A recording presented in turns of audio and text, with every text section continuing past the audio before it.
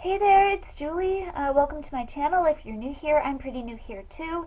I am a stay-at-home mom to three girls. My husband Mike and I and the girls, we live in New Hampshire in a double-wide mobile home. So part of my channel is about mobile home living, stay-at-home mom life, grocery hauls, days in the lives, decorate the house with me, those sorts of things, because that's what I truly enjoy watching on YouTube for the most part. So I wanted to bring some of that to my channel. The other part of my channel is dedicated to our 5-year-old daughter Skye, who was diagnosed with leukemia 2 years ago. So we try and bring some awareness to childhood cancer because it's a very real and unfortunate thing.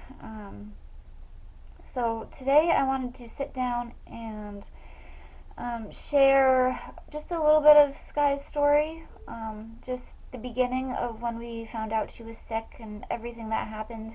Then in another video, I want to sit down and just basically give like a leukemia 101, just more factual information of what life is like when your child has leukemia. So, yeah, let's start with her diagnosis. Skye was diagnosed with B-cell ALL, acute lymphoblastic leukemia. That is the most common type of childhood cancer. So what is it? Alright, so your immune system has things called B cells and T cells. And ALL usually affects the B cells, so your immune system has a harder time fighting off infections and viruses and anything foreign to the body. It starts in the bone marrow, so all of these young, immature, unhealthy leukemia cells, they are overcrowding the other ones, and it puts your white blood cell count up really high, showing that there's something wrong with the body. And it can also, so it starts in the bone marrow, but it can also spread to other organs. 98% of the kids, they go into remission.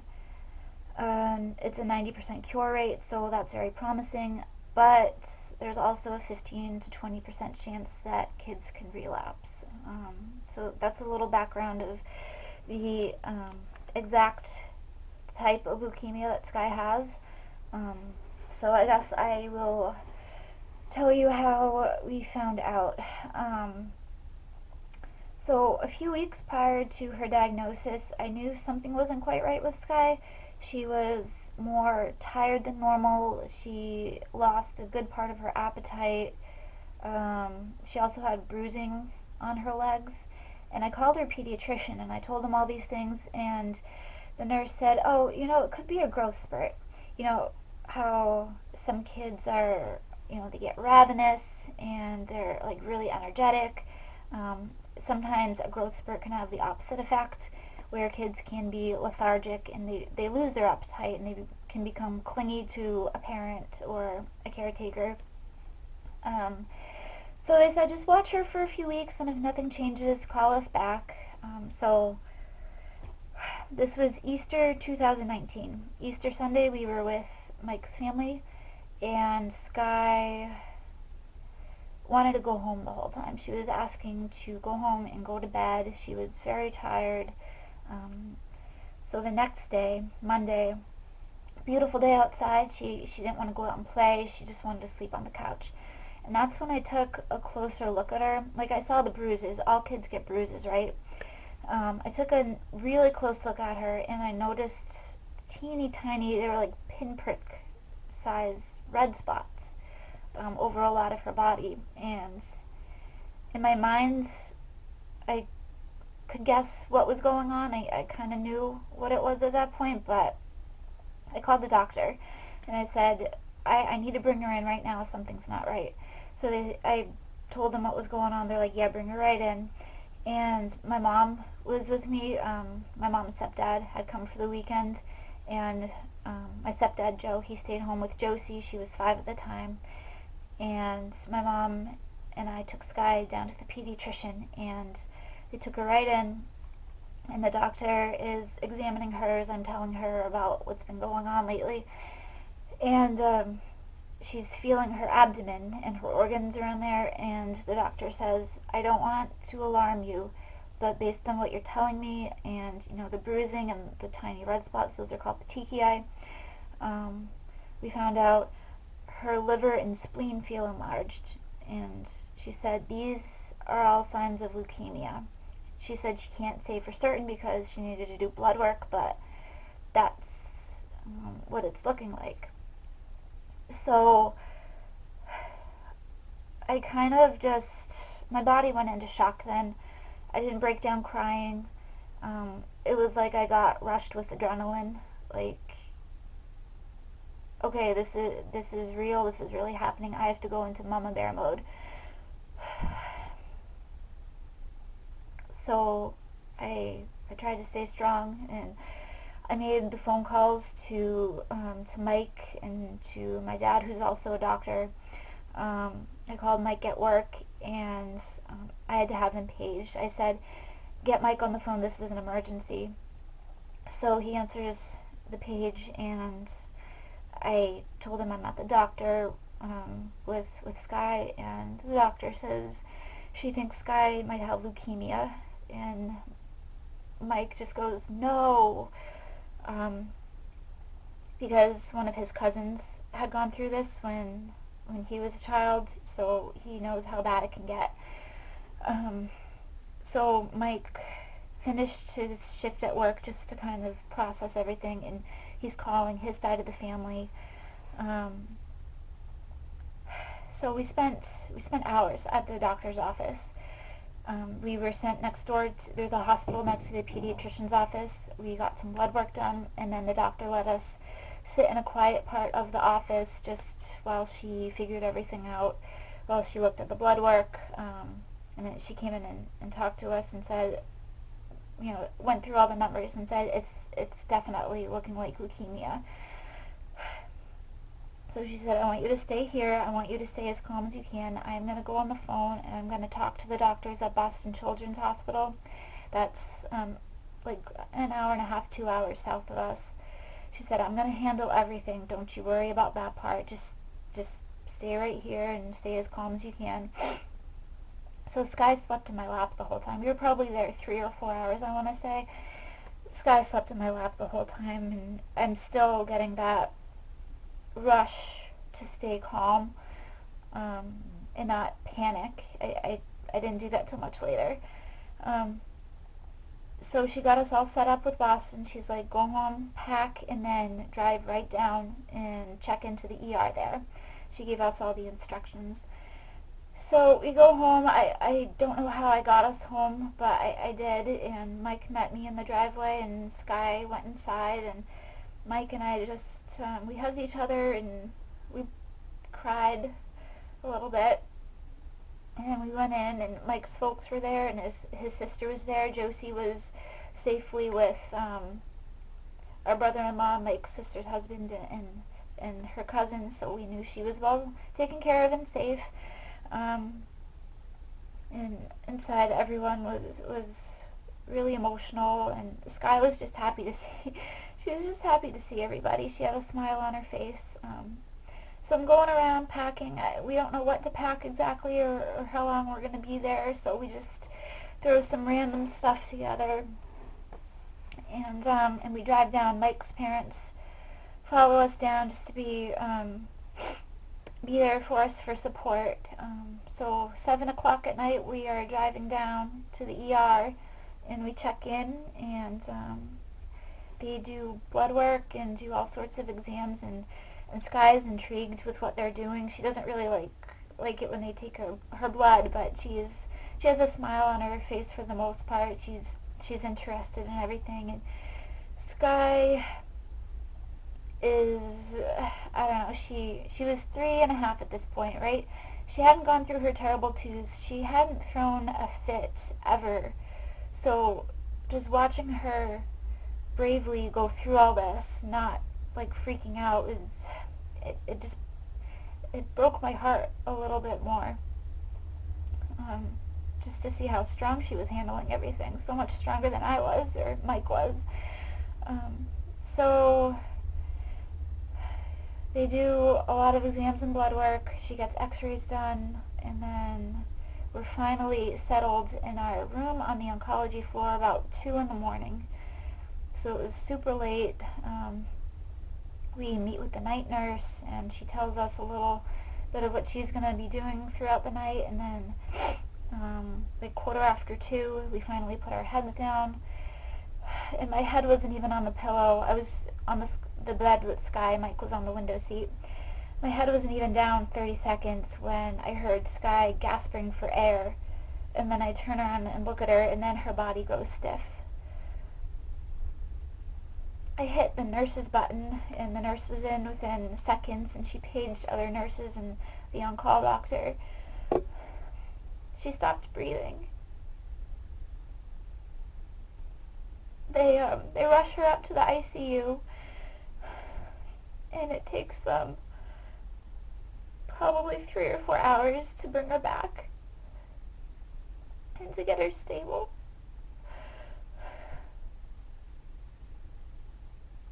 I thought we were going to lose her. They let Mike and I sit in the room in the corner, and they brought a social worker in just to sit with us, and the whole time I'm asking God to switch places with her. Just begging him, please don't take my baby away from me.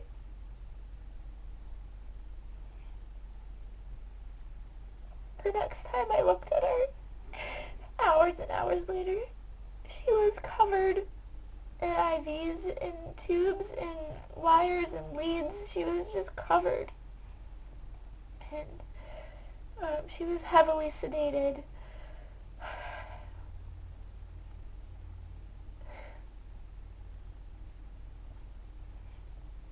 At this point, we still don't know if she's going to make it. But they did get her stable, and they couldn't tell us when exactly she could wake up or they would bring her out of sedation. That was the worst. That was the worst night of my life. Mike's life, too.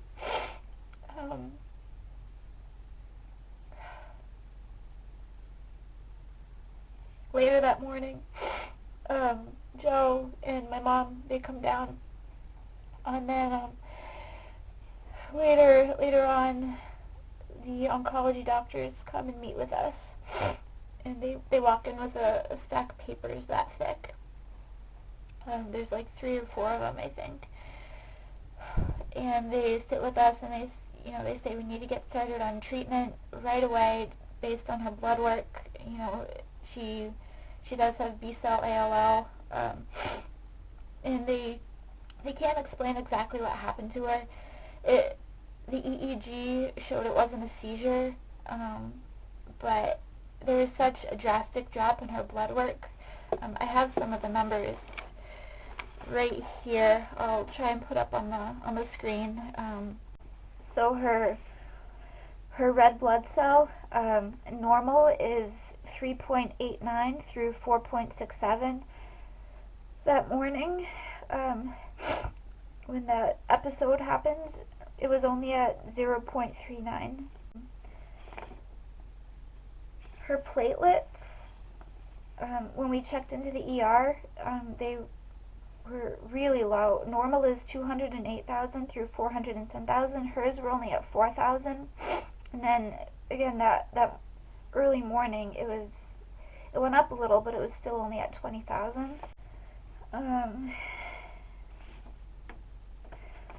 Her white blood cell, this was a few days later. I don't have a count for that morning, but normal is 5.98 through 10,800, and hers was only at 0.58. Her hemoglobin, this is the big one. Normal is 11.1 through 12.9, and that morning, we almost lost her. That morning, it was only at 1.2. 1.2 out of 11. But we don't know exactly what happened. But yeah, so she's heavily sedated. We don't know if there's brain damage, if there's going to be organ damage. But they have her. She's alive still. So that later that morning we met with the doctors to get started on treatment, and I don't remember what they talked about. I remember we chose from one of two studies for the treatment protocol. We chose from one of them, but I didn't hear anything they were saying. Everything they said just went right over my head. I was looking either out the window or at Skye. Mike, I felt, heard what they were saying a little bit better, and Joe and my mom were asking a lot of questions, and later on when my dad came, he asked a whole bunch of questions too, just because he understood it more from the medical perspective. So we were in the ICU for about 4 days, and they slowly brought her out of sedation, and she was very everything was very fuzzy to her. I think she just kind of like looked around and couldn't talk, didn't know what was going on, but she was okay. There was no brain damage, no organ damage. She was okay. Thank God God brought her back to us. The doctors did. She was okay. The only big thing was, well, her blood work, of course, wasn't the best, and her blood pressure was sky high. She ended up having to go on medication for that. Her blood pressure stayed, like, even for an adult, it would be high. So we were able to go back down to the oncology floor at the end of the week. I think Friday we were able to go back down. We got set up in a room and got started on our treatment right away.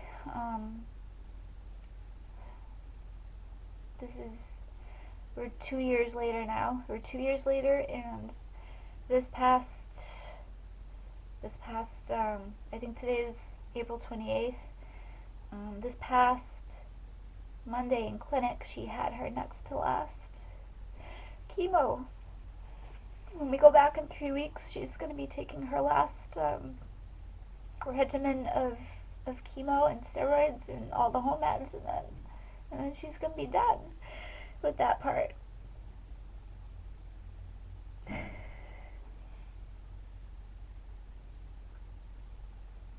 Now, this isn't completely the end. She's still going to have her port surgically taken out. And then she's going to be on one of her home meds for 6 months. And during that time, we'll still be going back to clinic monthly for checkups and blood work. And then they'll slowly span out to every 2 months, every 3 months, every 6 months, and then like once a year. And this will be for like the next 3 to 5 years. So we're not done, but we're about ready to say goodbye to chemo. So and Skye's been amazing through the whole thing. We're so grateful to everyone who was there and supported us, emotionally, financially. We're just so grateful. And Skye, we believe she is going to keep being okay. Yeah, so that was